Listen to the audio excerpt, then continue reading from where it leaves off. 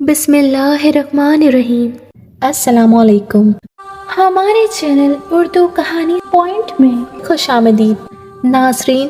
آج میں آپ کے لیے دلچسپ اور سنسنی خیز کہانیاں لائی ہوں، تو آپ سب سے گزارش ہے کہ آپ ہمارے چینل کو سبسکرائب کر کے بیل نوٹیفیکیشن کو آن کر دیجئے تاکہ آپ کو ہماری ویڈیوز ملیں سب سے پہلے۔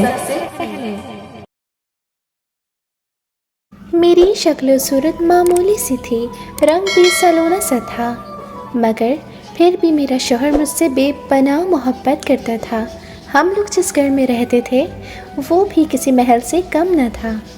اماں ابا نے جہیز ہی اتنا دیا تھا کہ میں شہزادیوں کی طرح رہتی تھی، لیکن پچھلے ایک ہفتے سے میں محسوس کر رہی تھی منیب وقت پر گھر نہیں آتے، نہ ہی میرے ساتھ کھانا کھاتے ہیں اور کچھ بجھے بجھے سے رہتے ہیں، یا شاید ان کا رویہ میرے ساتھ بدل گیا تھا۔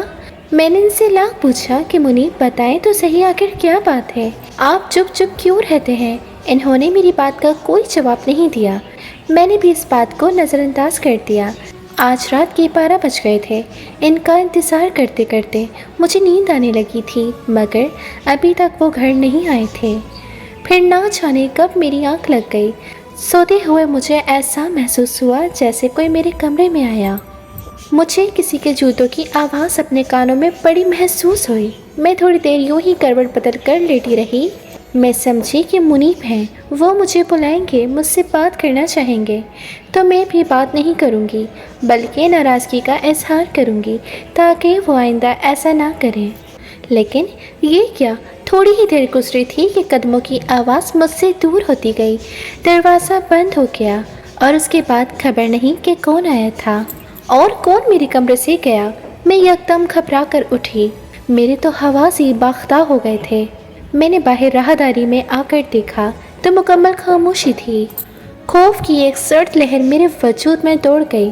ظاہر ہے رات کے اس پہر کسی آہٹ سے خوف زدہ ہونا تو لازم تھا۔ میں جلدی سے بھاگتی ہوئی واپس اپنے کمرے میں گئی۔ میرا دل زور زور سے دھڑک رہا تھا کہ کون آیا تھا اور کیسے گیا، کہیں ایسا نہ ہو کہ کوئی میرے کمرے میں ہی چھپا ہو۔ یہ سوچ آتے ہی میرا دل لرزنے لگا۔ میں نے اٹھ کر دیکھنے کی ہمت بھی نہ کی اور اللہ تعالیٰ سے دعائیں مانگنے لگی۔ آج میں منیب کو کوس رہی تھی، جن کی وجہ سے میں اس ڈر کا شکار تھی۔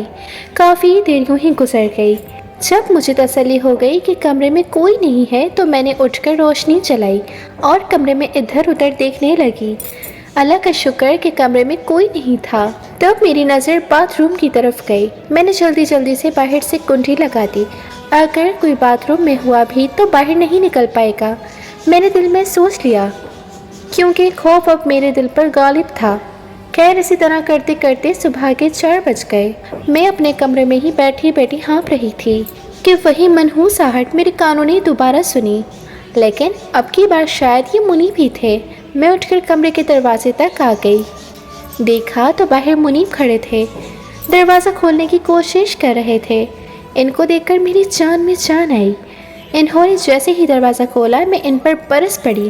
کہاں چلے گئے تھے آپ جانتے ہیں کہ رات بھر کتنا ڈرتی رہی میں، آپ کی وجہ سے مجھے ایک پل بھی نیند نہ آئی۔ میں رونے لگی تو انہوں نے مجھے سختی سے منع کر دیا۔ اچھا بس اب رونا دھونا مت بچاؤ، مجھے نیند آئی ہے، سونے دو، تم نے تو میرا سکون پر بات کر دیا ہے۔ منیب کی یہ بات سن کر میری آنکھوں سے آنسو آ گئے۔ میں نے آپ کا سکون خراب کر دیا ہے، میں تو سارا دن یہاں پڑی رہتی ہوں، آپ ہی میرے پاس نہیں آتے۔ رو رو کر میرا برا حال تھا۔ منیب کو کوئی فرق نہ پڑا، وہ کروٹ بدل کر سو گئے۔ میں نے اگلے ہی دن ان سے کہہ دیا تھا کہ مجھے امی کے گھر چھوڑ آئیں۔ منیب تو جیسے انتظار میں بیٹھے تھے، بولے کافی دن ہو گئے ہیں، تم اپنے مائکے نہیں گئی، چلو میں تمہیں چھوڑ دیتا ہوں۔ منیب کی سنگ دلی پر میں حیران رہ گئی۔ مائکے پہنچ کر میں امی کے گلے لگ کر پھوٹ پھوٹ کے رونے لگی۔ امی بھی میری حالت سمجھ گئیں، یا شاید وہ پہلے سے ہی سب کچھ جانتی تھیں۔ پیار سے مجھے گلے لگا کر بولی، بیٹی یہ سب تھوڑا عرصہ ہی ہوگا، تم فکر نہیں کرو، بس 1 مہینے کی بات ہے، اس کے بعد سب پہلے جیسا ہو جائے گا۔ امی کی بات سن کر مجھے حیرت ہوئی۔ امی کیا آپ کو پتہ بھی ہے کہ میری زندگی میں چل کیا رہا ہے؟ امی نے کہا، ہاں بیٹی میں سب جانتی ہوں، اس لیے میں تم سے ایک وعدہ لینا چاہتی ہوں۔ اگر تو جاننا چاہتی ہے نا کہ कि तेरे लिए भला क्या है, तो तू मुझे अभी एक कसम दे कि तू मुझसे एक भी सवाल नहीं करेगी और जो मैं कहूँगी वही मानेगी। मैं इतने दिल गिरफ्तार थी कि अम्मी की हर बात मान ली, कसम खा ली कि कोई सवाल कोई जवाब नहीं करूँगी और सब्र से काम लूँगी। देखो बेटी, बात सिर्फ इतनी सी है कि मुनीब एक बहुत अच्छा इंसान है। इसकी ज़िंदगी में फ़िलहाल एक परेशानी चल रही है जिससे दूर होने में कुछ वक्त लगेगा। तब तक तुमसे दरख्वास्त है कि तुम जुम्मे के दिन इसके पास ना जाया करो और अगर वो घर से चला भी जाए तो इस पर बुरा ना मनाया करो।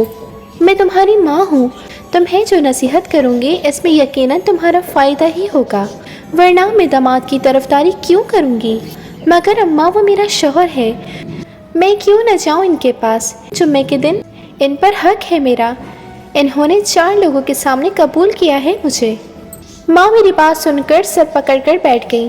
बेटी, अगर तो जुम्मे के रोज़ इसके पास जाएगी तो हम बदनाम हो जाएंगे। तू सब्र से काम ले, तो इससे कोई सवाल मत करना। क्या तू अपनी माँ की खातिर ये कड़वा घूंट नहीं पी सकती? अम्मा जज्बाती हो गई। मैं इनकी आंखों से बहते आंसू देखकर हैरान रह गई। अम्मा, तुम क्यों रो रही हो? तुम मत रो, मैं अपना मसला लेकर आई हूँ तुम्हारे पास। फिर अम्मी ने मेरे कदमों में दुपट्टा रख दिया। ये देख बेटी, मेरी इज्जत का ख्याल कर, मेरे सर के सफ़ेद बालों को देख। अब तुझे अल्लाह का वास्ता जो तू अपने शौहर से कोई सवाल करे। मैं तेरा घर बिगाड़ना नहीं चाहती और ना ही तेरा घर बिगड़ता हुआ देख सकती हूँ। मैं सब जानती हूँ, तू मुझ पर भरोसा रख, वो तेरा है और तेरा ही रहेगा। अम्मी की बातें सुनकर मैं परेशान हो गई। अब मैं अपनी माँ को मना तो नहीं कर सकती थी, वो कसम मुझे निभानी थी। मैं दुखी दिल से घर आ गई। अब की बार मुनीब का रवैया भी बदला हुआ था। वो मुझसे इज्जत से पेश आए, मुझे मोहब्बत दी और पिछले रवैये की माफ़ी मांगी। कहने लगे कि आइंदा ऐसा नहीं होगा, बस एक बात का ख्याल रखो कि जुम्मे के रोज़ इनके करीब भी नहीं आऊँ और अगर वो घर से चली भी जाएं तो इस बात पर मैं इनसे कोई सवाल ना करूं। इस बात पर अब मुझे चिढ़ भी होने लगी थी और मेरे जहन में हज़ारों सवाल भी उभर रहे थे। मारे तजस्सुस के मैं इनसे पूछ भी नहीं सकती थी क्योंकि माँ ने मुझे अपनी कसम दी थी, मगर ये सवाल मेरे जहन में कहीं अटका हुआ था। 2-3 दिन में खामोश रही। जुम्मे का दिन गुजर गया था। मैं अगले हफ्ते का इंतज़ार कर रही थी कि अब की बार जुम्मे को मेरे शौहर का रवैया कैसा होगा, लेकिन इसकी नौबत ही नहीं आई। रात के 9 बजे थे। मुझे ना जाने क्यों पहले ही नींद आने लगी। जैसे ही मैं सोने के लिए लेटी, मेरे शौहर हजूर तैयारी बांधने लगे। मैं इन्हें आज खुली आंखों से देख रही थी मगर इन्हें महसूस नहीं होने दिया। फिर मैंने देखा वो अपना छोटा सा बैग लेकर कमरे से बाहर निकल गए। अब मैं पछताने लगी कि पहले ही इनके बैग में देख लिया होता कि आखिर रखा क्या है। थोड़ी देर बाद वो कमरे से निकल गए। मैंने सोचा कि शायद मैं आज अपने शौहर का पीछा करूंगी, वो कहाँ जाते हैं, मगर जैसे ही मैं उठकर कमरे से बाहर आई वो घर से जा चुके थे। मैं हैरान होने लगी कि इतनी जल्दी घर से बाहर कैसे चले गए। हालांकि दरवाज़ा खुलने की आवाज़ भी नहीं आई। मुझे कुछ शक सा हुआ। मैंने इस बात को दिल ही दिल में दबा लिया। अगले दिन मैं बाखूर सोचने लगी, पूरे घर का जायज़ा लिया तो मेरे दिल में ख्याल आया कि मेरे शौहर ने मुझे ऊपर की मंजिल पर जाने से तो मना किया है। कहते हैं कि वहाँ किराएदार रहते हैं। मुझे तुम्हारे किराएदारों से घुलना मिलना पसंद नहीं। ये लोग अच्छे कामाश के नहीं हैं, बस मजबूरी के तहत इनको किराए पर मकान दिया है। लेकिन हैरत की बात तो ये थी कि मैंने कभी भी किराएदारों को ऊपर नीचे आते जाते नहीं देखा था। बस कभी कभी धुले हुए कपड़े गैलरी में लटके नजर आ जाते थे, वो भी अगर घर को दूर से देखा जाए। घर के अंदर रहते हुए तो ऐसा लगता था जैसे किसी इंसान का वजूद नहीं है। अब मेरे जहन में जो ख्याल आ रहा था, इसी ख्याल के तहत अगले दिन मैंने जागने का सोच लिया। वो हफ्ते की रात थी। मैंने अपनी माँ की कसम का भी भरम रखा क्योंकि इन्होंने मुझे सिर्फ जुम्मे के रोज़ का बोला था और आज जो हफ्ता था मैंने अपने शौहर का पीछा करने की ठान ली थी। जैसे ही वो कमरे से बाहर निकले मैं फ़ौरन उनके पीछे पीछे गई। देखा तो उनके कदम सीढ़ियों की तरफ बढ़ रहे थे। क्योंकि सीढ़ियों में अंधेरा होता था तब तक एकदम गायब हो जाते थे और मेरे ढूंढने पर भी मुझे नहीं मिलते। क्यों, मैं तो यही समझती थी कि वो घर से बाहर जाते हैं। मेरे वहमो गुमान में भी नहीं था कि वो ऊपर किराएदारों की तरफ जाते हैं। आज मेरा शक यकीन में बदल गया था। मैंने अपनी आंखों से इनको किराएदारों के घर जाते देखा। वो क्यों जाते थे, ये बात तो मेरी समझ से बालातर थी। खैर, अब इस बात का राज तो खुल ही गया था। कमरे में आकर सुकून से सो गई। अगले दिन छुट्टी का दिन था। शौहर घर पर ही थे। आज मैंने इनसे दोबारा पूछा, मुनीब, ये तो बताएं कि ऊपर वाले किराएदारों के यहाँ कितने लोग हैं। वो मुझसे ये बात सुनकर चिढ़ गए। क्यों गैर लोगों में इतनी दिलचस्पी हो रही है? इनकी इस बात पर मैं और शर्मिंदा हो गई। वो हमेशा यूं ही करते, अपनी गलती को मेरा कसूर बनाकर पेश करते। लेकिन अब की बार मामला कुछ और था। मैं इन्हें क्या बताती कि मैंने रात को इनका पीछा किया था और वो किराएदारों के यहाँ जा रहे थे। अब मैंने सोचा कि अब मैं खुद ही इनके यहाँ जाकर पता करूँगी कि आखिर वहाँ ऐसा कौन सा खजाना दफन है जो मेरे शौहर वहाँ बार बार चक्कर लगाते। अगले दिन इनके ऑफिस जाने के बाद मैं ऊपर वाले फ्लोर की तरफ जाने लगी, मगर सीढ़ियाँ चढ़कर जैसे ही दरवाजे के पास पहुँची, ये देखकर तो मेरी हैरत की इंतहा न रही कि दरवाजे को बाहर से ताला लगा हुआ था। मुझे तो वो नीचे से गुजरते हुए दिखाई भी नहीं देते थे। मैं सोचने लगी कि बैठकर यहाँ इंतज़ार करूँगी कि कब आकर वो दरवाज़ा खोलते हैं। मैं इनके घर जाकर देखूंगी कि इनके यहाँ कौन रहता है, मगर इसकी नौबत ही नहीं आई। सारा दिन गुजर गया मगर ताला नहीं खुला और दरवाज़ा बंद ही रहा। मैं परेशान हो गई। मेरी समझ में कोई बात नहीं आ रही थी। मैंने अम्मी से बात करने का सोचा, मगर इन्होंने तो मुझे शुरू से ही मेरे शौहर से दूर रहने का कहा था। इनसे बात करके मैं अपने लिए नई मुश्किल खड़ी नहीं करना चाहती थी। शाम हुई तो मुनीब घर आ गए, मगर तालाबा दस्तूर वहीं का वहीं रहा। इस दिन भी रात को खाना खाने के बाद मुझे नींद आ गई। शौहर कमरे से चले गए। मैंने इनका पीछा नहीं किया क्योंकि मैं जानती थी कि वो कहाँ जाते हैं, मगर फिर भी मेरे दिल को करार नहीं आया। मैं इनके पीछे पीछे कमरे से बाहर गई। इनका रुख सीढ़ियों की तरफ था। मैं हैरान थी कि इस कमरे का दरवाज़ा खुला कब था, क्योंकि मेरे होते तो इस पर ताला लगा हुआ था। इस बात का जवाब भी मुझे जल्दी मिल गया। मेरे शौहर ने अपनी जेब से चाबियों का गुच्छा निकाला और ताले में चाबियां लगाने लगे। आखिरकार एक चाबी से ताला खुल गया। इन्होंने दरवाज़ा खोला और अंदर से दरवाजे को कुंडी लगाकर चले गए। मैं वहाँ ये मंजर देखकर हक्का बक्का रह गई थी। गोया इस जगह पर कोई नहीं रहता था। ये मौसूफ तो खुद यहाँ पर जाते हैं और ताला चाबी भी इन्हीं के पास है। फिर यहाँ रहता कौन है? इतनी राजदारी क्यों? मैंने दिल में सोचा, कहीं ऐसा तो नहीं कि मेरा शौहर किसी गैर कानूनी काम में मुलव्विस हो। यह सोचते ही मेरे रोंगटे खड़े हो गए। फिर अम्मा ने मुझे क्यों मना किया था? वो तो कह रही थी कि इसी में तेरी भलाई है। अब ये बात सोचकर मेरे सर में दर्द होने लगा। अगला मरहला एक ही था कि शौहर जिस चाबी से दरवाज़ा खोलते थे, किसी तरह वो मेरे हाथ लग जाए और इनके जाने के बाद मैं खुद दरवाज़ा खोलकर अंदर जाकर देखूं कि वहाँ कौन रहता है और यहाँ पर मुनीब क्यों जाते हैं। खैर, मेरे शौहर के वहम गुमान में भी नहीं था कि मुझे इन चाबियों के बारे में पता लग जाएगा। वो चाबी इन्होंने घर के अंदर ही रखी हुई थी, क्योंकि वो गुच्छा काफ़ी बड़ा था, जिसमें से सिर्फ एक ही चाबी से वो ताला खुलता था। अगले दिन मुनीब के जाने के बाद मैंने वो चाबियाँ ली और सीढ़ियों पर आ गई। दरवाजे के पास खड़ी होकर चाबियाँ देखने लगी। ताला गोल सा था, जबकि कोई भी चाबी इसमें नहीं लग रही थी। मिलाकर एक चाबी से दरवाज़ा खुल गया।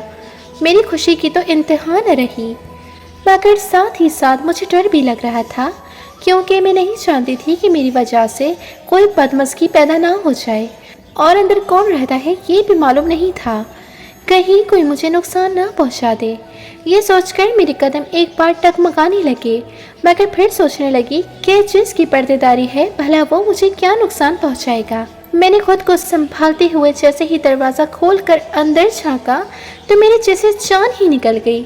सामने सहन में चारपाई पर शाइस्ता बैठी मुस्कुरा रही थी। वो मुझे देखते ही एकदम उठ खड़ी हुई। इसके चेहरे का रंग फक हो गया। रुबीना तुम यहाँ? शाइस्ता ने मुझसे हैरत से पूछा। शाइस्ता, तुम्हारा यहाँ क्या काम है? मैं तो सोच रही थी यहाँ कोई किराएदार रहते हैं और यहाँ तो मुनीब। मेरे मुँह से लफ्ज़ नहीं निकल रहे थे। शाइस्ता ने बड़ी मुश्किल से मुझे संभाला। मैं सोच नहीं सकती थी कि शाइस्ता इस घर में रहती है और वही मेरे शौहर को मुझसे छीन लेगी। शाइस्ता ने बड़ी मुश्किल से मुझे संभाला, मगर मेरा जहन मेरे हवास में नहीं रहा था। मैं चीखने चिल्लाने लगी। मैंने शाइस्ता पर थूका, इसे बहुत गालियाँ दी। वो मेरी बात खामोशी से सुनती रही, जैसे इस बात पर कोई शर्मिंदगी ना हो। फिर इससे पहले कि मैं इसकी जान लेती, इसने मुझसे कहा कि मैं एक बार अम्मी से बात कर लूँ। अब जो कि ये राज खुल ही गया है तो अम्मी से कहो कि वो तुम्हें सारी बात खुद ही बता दें। इसके मुँह से ये बात सुनकर मुझे अम्मी के पहले दिन वाली बात याद आ गई। इन्होंने तो यही कहा था कि अपने शौहर से दूर रहना, इससे कोई सवाल मत करना, इसकी जासूसी मत करना। मेरा दिल नहीं चाह रहा था कि मैं वापस अपने घर जाऊं, अपनी माँ से बात भी करूं, जिसने मुझे इतना बड़ा धोखा दिया। लेकिन फिर भी आखिरी बार ये पूछना तो बनता था कि आखिर इस बेहयाई की वजह क्या थी। मैं उल्टे कदमों मायके वापस लौटी। अम्मा को शायद इस बात का अंदाज़ा पहले ही हो गया था कि मैं हकीकत जान गई हूँ। वो दरवाजे पर खड़ी शायद मेरी मुंतज़िर थी। मेरे जाते ही इन्होंने मेरे हाथ पकड़ लिए। बेटी, मुझे माफ़ कर दो, शाइस्ता को भी माफ़ कर दो। इसमें तेरा कोई कसूर नहीं, ना ही इसका कोई कसूर है। लेकिन अम्मा, ये गुनाह क्या है? मैं अपनी माँ पर चीखने चिल्लाने लगी। नहीं बेटा, गुनाह नहीं है। अगर तुम चाहती हो तो मैं तुम्हें सारी हकीकत बता दूंगी। बताए ना मुझे, अब क्या छुपाना है? जब अपने इन गुनाहों पर पर्दा डाल रही थी तो फिर ये सब करने की वजह भी बता दें, मैंने चीखते हुए कहा। तब अम्मा ने मुझे कहानी सुनाना शुरू की। मेरी शादी को इस वक्त 1 साल हुआ था जब भैया अपने घर में ऐसी लड़की को दुल्हन बनाकर ले आए जिसके बारे में शोहरत अच्छी नहीं थी। अम्मा अब्बा ने भैया को बहुत मना किया था कि तुम नौरीन से शादी मत करो। नौरीन की शोहरत अच्छी नहीं थी और इसका ताल्लुक माजी में बाजार हसीन से रहता था, मगर भैया ने किसी की बात नहीं मानी। इन्होंने तो ये भी ना देखा कि नौरीन ने अपने गुनाहों से तौबा नहीं की, बस इश्क के खुमार में इसे ब्याह कर घर ले आए। मगर बाद में पता लगा कि नौरीन तो इसी किरदार की मालिक थी और अपने शौहर से बेवफाई के मुर्तकिब हो रही थी। इसकी यहाँ एक बेटी की पैदाइश भी हो गई, तब भी वो अपने कामों से पास न आई। बिलाखिर एक दिन भैया को मालूम हुआ तो इन्होंने नौरीन को तलाक देने का सोचा, मगर नौरीन तलाक लेने से पहले ही अपनी बेटी घर से उठाकर चलती बनी। ऐसे में हाथापाई हो गई। भैया को घर बुलाना पड़ा क्योंकि हम नौरीन के हाथों में अपना खून नहीं दे सकते थे, मगर नौरीन पसंद थी कि वो अपनी बेटी लेकर जाएगी। इसी हाथापाई में इसकी बेटी को जख्म लग गया। वो अपनी जख्मी बेटी हमारे पास छोड़कर ही भाग गई क्योंकि अब इसे अपनी जान के लाले पड़ गए थे। इसकी बेटी का कहीं माँ इलाज चलता रहा। डॉक्टर ने बताया कि इसके अंदर बहुत बड़ी खराबी पैदा हो चुकी है। इस जख्म को ठीक करना तो नामुमकिन था, मगर इसके असरात ताउम्र बाकी रहेंगे। खैर, भैया इस बात पर खुश थे कि इनकी बेटी की जान बच गई, लेकिन अब इनके दिल में घर बसाने की आरज़ू बाकी नहीं रही।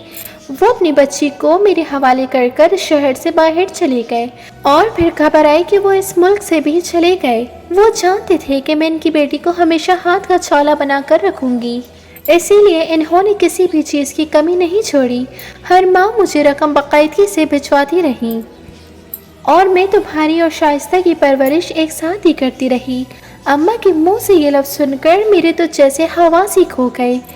मेरे सहन में सब कुछ वाज़ा होता चला गया।